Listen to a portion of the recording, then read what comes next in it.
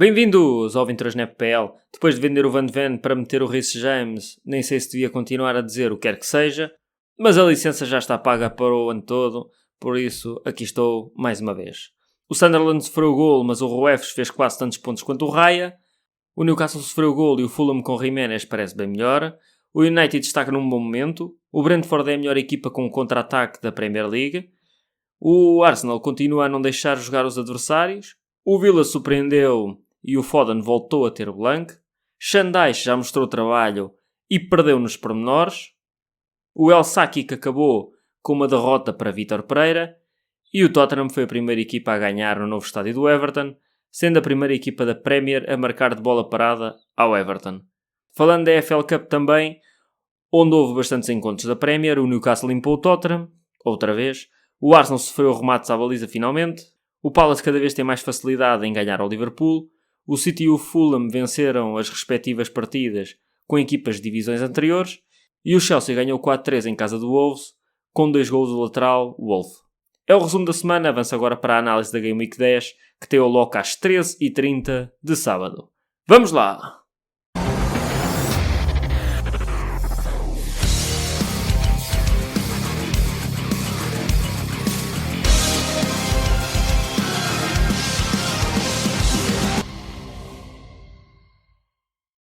Ora, bem-vindos novamente. Na Liga Aventuras, o Leonardo Foquinho continua em primeiro lugar. Em segundo lugar está o Henrique Moraes e em terceiro lugar o Hugo Batista. Não sei se ouve o podcast todas as semanas, mas espero ter ajudado em algum momento para o bom rank que tem. Por vezes posso reunir informação e passá-la neste podcast e a minha interpretação não ser a melhor, mas a vossa perspectiva da mesma ser mais assertiva e conseguirem melhores resultados, é o que assim espero. Também não pretendo que todos estejam com mau rank como eu neste momento, pelo que dou-vos os parabéns pelo rank que têm neste momento e a continuar, pessoal. Dedicando agora a atenção à Game Week 10. Tendo havido o resultado desastroso da última Game Week, estava com 2 free transfers para esta jornada e decidi dar menos 8. Adiei a decisão de como encaixar o Gabriel na equipa até agora, o que foi um erro, e este último jogo foi um aviso disso. O Gabriel podia ter marcado um gol, podia ter tido uma assist também, e mesmo assim ainda teve os 3 pontos bónus. A solução mais fácil era tirar o Raya pelo Lamans. No entanto, notei algumas debilidades do Lamans nos cantos, algo que vejo que vai ser explorado nos próximos jogos pelos adversários. Se formos a ver, a defesa continua a ter elementos que dão poucas garantias, a do United. Apesar do Lamans eventualmente safar alguns jogos, não tenho a certeza que a defesa vai ser sólida. Por um lado, até vi uma versão boa, que foi até... Dando o exemplo, até o Shaw sair do campo, a equipa tinha apenas permitido 0.56 de expected goal ao Brighton, o que é bastante bom. Se compararmos, por exemplo, até com o jogo agora da Taça, o Arsenal sofreu mais que isso. Mas depois do Shaw sair, quando entraram os suplentes, dizendo assim, inclusive Dorgo, se fartou de meter água, descambou bastante o jogo e quase que empataram, tanto que o último gol do Mbeumo foi um alívio para o banco de Old Trafford do Manchester United. Daí que o pensamento foi: tenho um guarda-redes a garantir pontos. Preciso é de atacantes que me possam garantir pontos também. Visto mais uma Game Week sem qualquer golo ou assist na equipa. Desta forma vendi o Saka pelo Mbeumo e consegui encaixar o Gabriel. A escolha era entre Saka e Foden, e quem apresenta melhores stats é mais barato e não anda com problemas de lesão. Neste momento é o Foden. Para além de que nos últimos 7 golos do Arsenal, o Saka teve um gol, isso era assists, foi agora na Taça da Liga, o que demonstra a volatilidade dos retornos ofensivos por jogador na equipa do Arsenal. Pelo menos assim, se der gol para Gyökeres e não der nada para o Saka, não fica a pensar que errei o atacante visto não ter nenhum. Claro que estou um bocado exposto a golos sofridos pelo Arsenal, e ainda por cima os próximos 2 jogos são fora. E se o Arsenal der uma goleada e os defesas não estiverem envolvidos, eu praticamente vou ter um mau rank nessa semana, visto que quase toda a gente ter um atacante do Arsenal. Mas, no entanto, num futuro próximo, pretendo ter um guarda-redes de 4.5 milhões, mas neste momento não vejo nenhum como vantajoso, e só aí é que vou tentar pôr na equipa um atacante do Arsenal. Notei ainda que se fizesse esta troca, ficava com salto certo para meter Munhoz e Mbeumo, antes de subirem de preço, o que condicionou a tomar a decisão de vender o Mukiel. Vão ter agora um período de jogos difíceis. Se vir que isso não mexe com as clean sheets que eles estão a apresentar e pelo desempenho, também troco facilmente o Raya pelo Ruefs sem pensar muito. Desta forma fiquei com Munhoz, Gabriel e Mbeumo, tirei o Diouf, Mukiele e Saka, troquei ainda o João Pedro pelo Mateta, mas isto já após a mudança de preço que ocorreu no fim de semana. O risco era haver lesões na FL Cup, mas podia sempre usar o ferido caso corresse mal as early transfers, o que não aconteceu. Ainda tenho no banco King contra o Wolves, em casa. Com as lesões que existem no Fulham, deverá ser titular no fim de semana, ainda por cima marcou na FL Cup. O Bruno tem tido boas exibições, esteve perto de marcar nos 2 últimos jogos e também acho uma ótima escolha para quem for. Eu fui no que consegui encaixar na equipa, o que joga mais adiantado no terreno, joga 90 minutos e é o médio com maior expected goal involvement do jogo neste momento. O United tem uma sequência de jogos interessante e a equipa parece melhor e continua a produzir bom expected goal, pelo que um atacante desta equipa faz todo o sentido e não podia continuar sem atacar pelo menos os jogos do United. Outros jogadores que tenham perspectiva são Jiménez do Fulham, o Welbeck e Minté do Brighton. Do Chelsea o Enzo é o único que ponderá ir e posso trocar por Foden na próxima Game Week, ainda está em cima da mesa. O Crystal Palace tem agora uma sequência de 3 jogos em casa nos próximos 4 e um double up faz todo o sentido. No entanto, os jogos não são tão acessíveis quanto parecem. Vejo o Munhoz a ter retornos ofensivos pela capacidade que ele tem de atacar daquele lado direito. No entanto, não tive segurança para meter o Henderson e apostar nas clean sheets do Palace. Já o Fulham de Marco Silva com o Jiménez joga bastante melhor. No entanto, até contra o Wycombe sofreram um gol e é apenas um remate enquadrado, o que não me dá muita confiança nestes defesas. O Newcastle tem agora um jogo com o West Ham, onde se espera que o Voltmeide volte à carga. Falhou no fim de semana na Premier League, mas agora na FL Cup voltou a marcar. No entanto, a seguir pode ser um dos elementos a ponderarmos vender, pelo que deixem aberto a observação dos avançados que referi anteriormente, caso queira trocar o avançado do Newcastle. Até o Kropi Júnior, que pode permanecer a titular no Bournemouth, após este fantástico início de percurso, e que impacta o jogo do Bournemouth, tirando um pouco da influência que o Semenyo tem tido na equipa.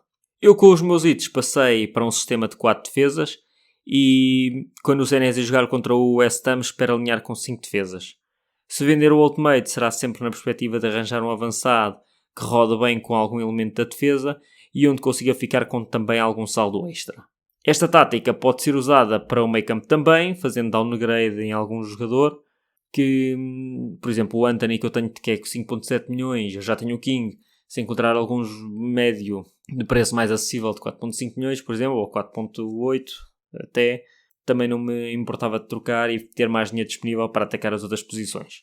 O Chelsea já tem o Delap de volta. Tendo em conta os jogos que vão ter, é mais um a somar à lista de prospectos interessantes, mas só a partir da Game Week 11, pois foi expulso agora na Taça da Liga com duplo amarelo e até começou no banco. Pelo que, olha, tem mais tempo para recuperar deste jogo e para ver se não tem mais recaídas de lesão. Uma defesa que eu estou bastante interessado é na do Brentford. Berg e Ayer têm um custo acessível e são bastante ativos nas bolas paradas, assim como o Thiago, e podem ser opções para as Game Weeks 12 e 13. Até lá, vamos continuar em análise, na minha opinião. A equipa está fisicamente apta a competir com qualquer uma das equipas da Premier, mas agora quando metade das equipas jogam de 3 em 3 dias e eles não. Até agora na Taça da Liga eles rodaram, parece-me que vão aparecer frescos outra vez no fim de semana. Nos lançamentos e nos cantos são fortíssimos, e contra linhas de pressão alta conseguem sempre disparar Shade ou Dango Atara em movimentos na diagonal para conseguirem aparecer sozinhos à frente do guarda-redes. Como têm várias armas disponíveis para competir, acredito que podem dar sempre trabalho às equipas ditas mais bem organizadas ou com melhores elementos, e não podemos descartar o Brentford neste momento, tanto que eu acho que o jogo vai ser mesmo difícil. O Hassan agora joga em Anfield e poderemos pensar numa forma de entrar neste comboio durante a próxima semana, até porque se espera que o Liverpool continue numa fase má, mas também não me admirava que esse fosse o jogo onde dessem a volta. Eu não consigo mesmo apreciar o estilo de jogo que o Aston Villa está a praticar este ano e eu acho que faltam ali muitas peças. E acho que até o Emery até está a fazer um milagre com a equipa que tem, pelo que se viu no início da época. Quero ainda abordar um outro ponto. Um tema que tenho visto um pouco nas redes sociais desde que o Arsenal recebeu o Atlético de Madrid, em que caracterizava um jogo por Arambol Derby. O Arambol é um estilo de antifutebol, onde o futebol não é vistoso, mas sim prático, bastante coração, bastante alma, como se diz, e isto tem muito mais isto do que discernimento e de jogo inteligente. É eficaz para vencer, mesmo que a equipa não tenha os jogadores mais chutados tecnicamente. Consiste também numa defesa sólida, um bloco com protagonistas agressivos, como o típico Atlético Madrid que nós vimos ao longo dos anos. Mas o Arsenal, para mim, não pratica este estilo de jogo. Na primeira parte, o jogo contra o Atlético Madrid foi pobre, mas longe do arambolo. O Arsenal consegue ter posse de bola e forçar as equipas a ter um bloco de baixo. Aposta num jogo ofensivo e numa linha defensiva alta. No entanto, se os adversários montarem o autocarro, as táticas de bola parada são uma solução para furar o bloco baixo e obrigar as equipas a tentar disputar o jogo. No caso do Arsenal Atlético, devido a terem conseguido defender bem, conseguiram marcar primeiro, lá está, através de bola parada, o que obrigou o Atlético a procurar o resultado e culminou em 2 golos de contra-ataque por via de sprints do Martinelli. As diversas armas que o Arsenal apresenta argumentam com todo o tipo de solução que o adversário apresente. Não entendo que se considere arambol o jogo do Arsenal quando a sua defesa não sofre golos por via da organização defensiva e ganho de duelos, que é um fator base do futebol. Os jogos do Arsenal até podem não ser os mais vistosos, mas ninguém disputa um jogo com eles sem acabar a ser goleado, como o caso do Atlético Madrid, e se decidirem não disputar o jogo, acabam por sofrer bolas paradas, onde a equipa está em grande forma, marca sempre, e acabam por conseguir fazer remates à baliza, o que é um domínio total. As únicas 2 equipas com mais posse de bola esta época que o Arsenal foi o Liverpool em Anfield, onde o Arsenal perdeu por 1-0 via livre direto, e o Manchester United teve superior em todas as estatísticas do jogo, mas onde o Arsenal ganhou com alguma sorte. Ou seja, o único jogo em que podíamos entender existir arambol foi contra o Manchester United, e mais nenhuma equipa depois desta conseguiu criar tantas chances contra a equipa de Mikel Arteta em full force, dizendo assim. Por exemplo, agora o Brighton conseguiu criar chances, mas estamos a falar de praticamente a equipa rodou toda, não é? Não me surpreende, por isto, até a ascensão que o United tem tido, tendo em conta o percurso de Arteta após este jogo, sendo a única equipa a ter verdadeiramente desafiado e encostado às cordas este Super Arsenal. Obrigado por terem ouvido o episódio desta semana. Obrigado também pelas mensagens de apoio que recebi esta semana. Deve ter sido o meu pior move alguma vez feito na Fantasy e pretendo agora jogar um pouco mais livre de amarras do rank. Isto também já está um pouco... A cenoura já está muito longe do burro, dizendo assim. Acredito que estes momentos acontecem sempre, por muito que se estude o futebol, mas após algumas semanas consecutivas a subir, ter um tombo gigante destes e ainda perder transfers leva-me a ter que jogar um pouco mais agressivo. Vamos ver se isso dá resultado ou não, logo se vê. Não posso é ficar de braços cruzados à espera que as coisas melhorem com as mesmas coisas que eu estava a fazer antes, que não acredito nisso. O capitão esta semana deverá ser Haaland, mas poderei ir Gabriel. O Triple Captain também pode aparecer na minha equipa, caso entenda que o Haaland pode ir aos 2 golos. No caso do Gabriel, o Burnley só sofreu um gol de bola parada, mas tem 4 de expected goal sofridos nesta modalidade, e como o Arsenal é outra fruta, está na hora de alinhar as stats com os gols sofridos. Tanto Gabriel como Haaland descansaram na FL Cup e são opções para o fim de semana como capitão. O Bournemouth é a terceira pior defesa a jogar fora e por isso é um target para Haaland. No entanto, contra o Forest existiu uma mudança na defesa do Bournemouth. Iraola neste último jogo mudou de central e Diakité foi para o banco. O sérvio, do qual não me ouso a pronunciar o nome, foi titular. Já tem sido contra o Brighton, na altura por...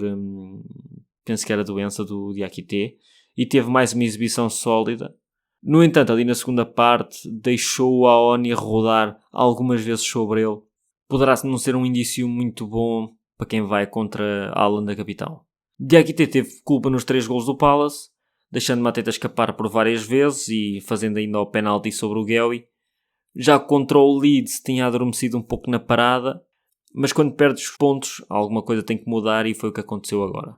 Iraola deverá alinhar com o sérvio no 11 de novo e vamos ver como este central se mostra contra o Haaland, mas o Bournemouth, mesmo neste jogo, continua a conceder muitos remates, o que me dá aqui alguma segurança se eu for com o Haaland e tentar arriscar numa outra Game Week. Como referi no início, O lock é pelas 13h30 de sábado e na semana a seguir voltamos a ter Champions. Era importante guardarem uma transfer na próxima Game Week, visto que entre a Game Week 11 e 12 existe pausa para seleções, pelo que não contem usar a transfer na próxima semana. Abraço a todos e boas pontuações!